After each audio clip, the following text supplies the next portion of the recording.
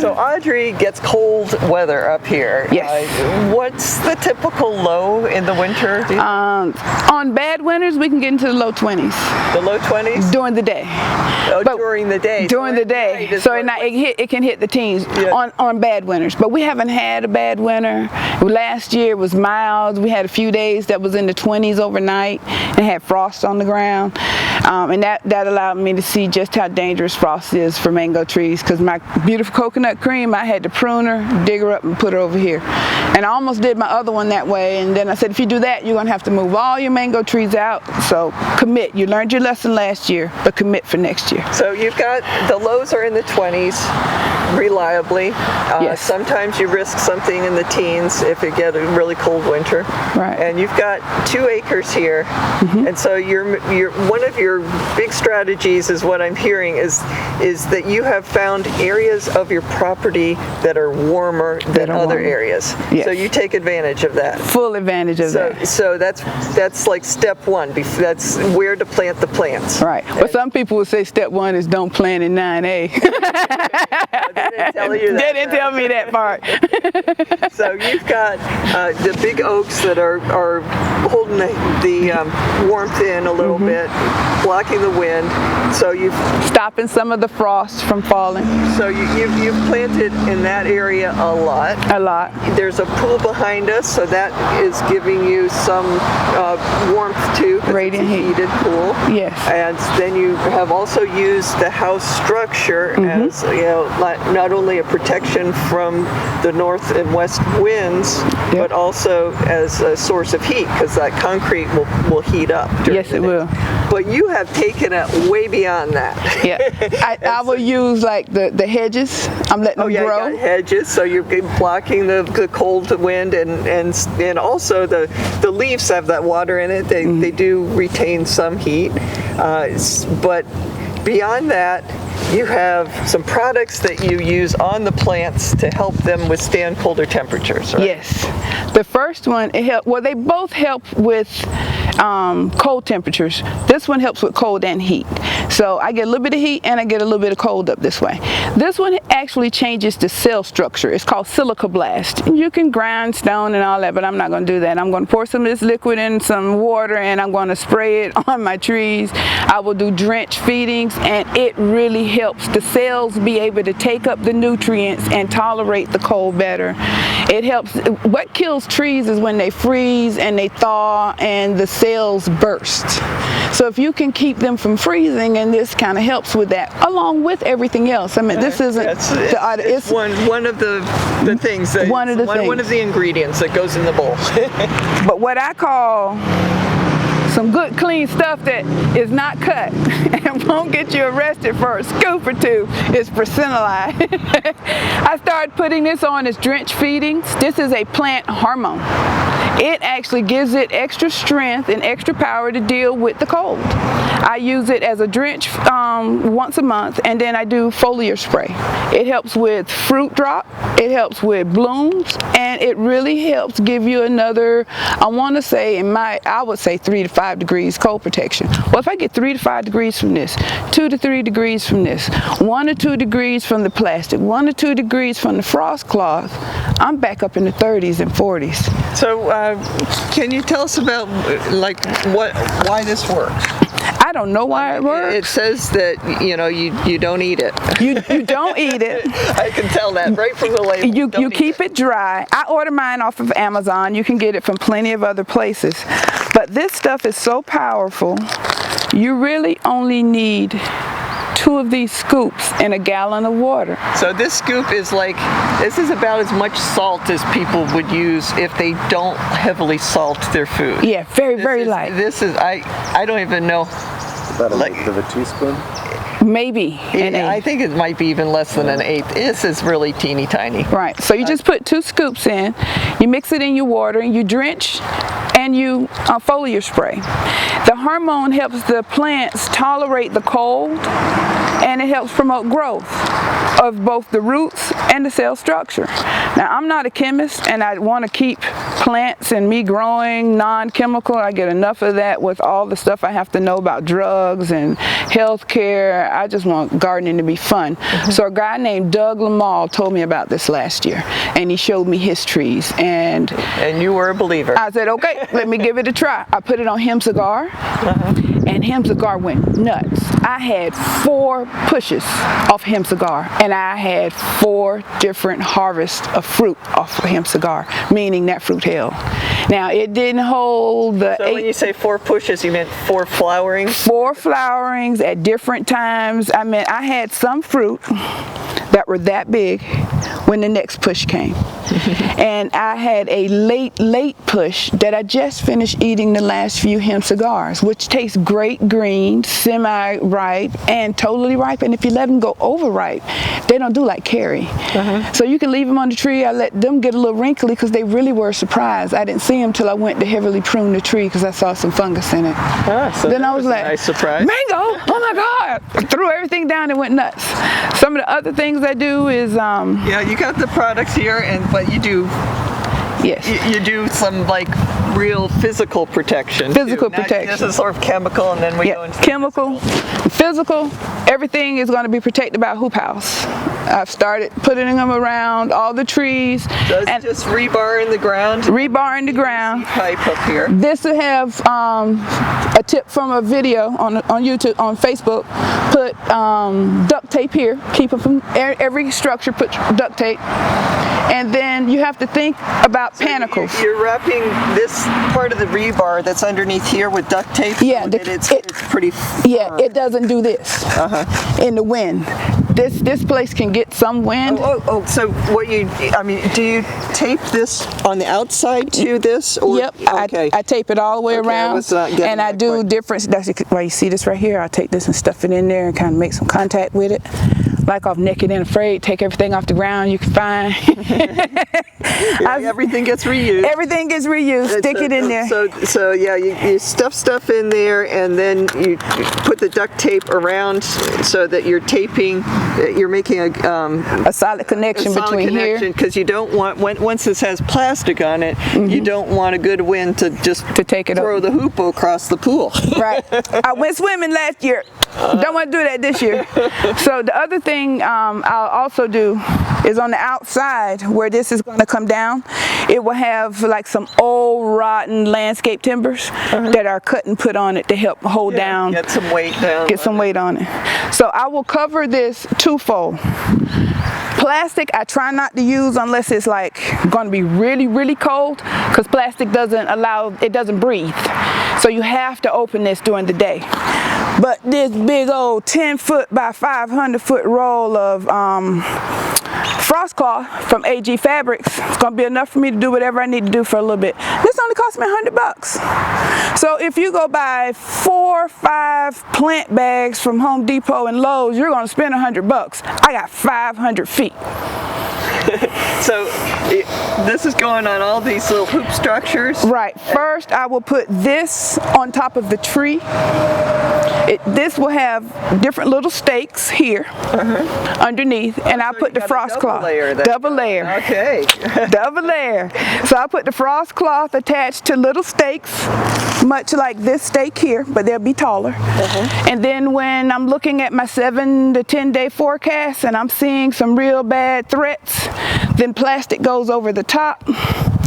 My little light comes out. That's a heat lamp, and it's projecting light in there, as well as I wiped out Home Depot with the incandescent C9 lights. And you shop right after Christmas so that you get the deals, right? I get the deals. These have been in the box. I have about 28 boxes of these, so more than enough to go around. I said, don't get what you have now, get when you go crazy. So order twice what you think you need. So I will hang these on the inside, and then I'll put the plastic on the outside, so I have double layer with some heat underneath it. What a lot of people think is if you just cover your plant, it's okay. It's okay during the day, but at night it's going to drop. You still need some type of heat source, and regular Christmas lights do nothing. You need the C9 incandescent. Yeah, most of the Christmas lights these days are LED. LED. And those do not give off heat. low energy. This uses a lot more energy, but you get the heat from it, Right. and then all the bulbs are spaced out, so you don't have just one central heat spot. Right. Yeah, it's not going to burn your tree. I think LED means leave everything dead. So you don't want that. So don't get LED. Get incandescent. For this one purpose. For this one purpose. I do have some LED lights in there. There's when I want to be a little fairy dancing around. decorative. You're just pretty. Yeah. But for heat, this one. I also I went to a local feed and seed shop after chick time was up. And they had all those heat bulbs taking up counter space. And I got them all for like 99 cents. Got a deal on it. Huge deal. You know how expensive heat bulbs are? I got like 70-80% off. I bought every one the guy had. What do you have? I'm going to make you an offer. I'm going to make you an offer, and that's just what he did. But like when I went down to Brooklyn and a little kid had put up his stand, and his dad had told him he can't go with his friends till he sell every mango. I said, well, how much for every mango? And I bought them all when other people were getting out of their car. I said, no, they're all mine. Yeah, I already bought them. Yeah, and his mom and dad was like, what? I loaded my truck down. So cold protection. Come on, I want to show you some structures I've built. This is for in-ground trees that are short. That are short. And this is why I pug my trees. And for those that don't know what pugging means, it means you get a tree that's growing straight up and you cut it about here. And then you determine the canopy of that tree. You own that tree. Let me show you what I did with a couple of these trees over here because I'm in control of them. I put them in some 50 Shades of Gray kind of bondage. This is a Valencia Pride. Huge tree. I have no way to deal with a huge tree. So I bent this sucker over along with another. One day I'm going to be under a hammock in there. But I use these little light pieces of cotton. Cotton string. Yeah, and when you look at this tree this way, it's going to be a starburst. That's what's coming. Yeah, you got. It's a starburst. So you can do what you want to do. Yeah. Yep. And that's from a pug tree. I cut it, and then I got 5 different branches come off of that one spot. This tree, I didn't want it tall because I knew what I wanted to use it for. I cut it, and I got the branches I wanted, and I start shaping them the way I wanted them to go. Now over here, these posts in the ground, that's going to be a lattice wall full of passion fruit, and that is going to be an added wind barrier to all those mango trees and tropical trees behind there. So I can work on that one after I get the cold structures fully put up. So I don't even know about passion fruit, the leaves. Do you know what kind of cold they can take? I was told they can tolerate a lot of cold. And I mean, they still may lose some of their leaves, but this one's doing pretty good. And I think because of, if this was on the northwest side, I wouldn't do it. But because of the location and it's warmer over here, and I'm not going to do the whole thing. We're going to have a 4 by 8 foot area right in the middle. And then some extra wood stuff. I'm gonna figure it out. I bought a chop saw. It's still in the trunk. I was like, I'm not gonna be like this. I'm just ying, ying. I can just do more. I make my own lattice.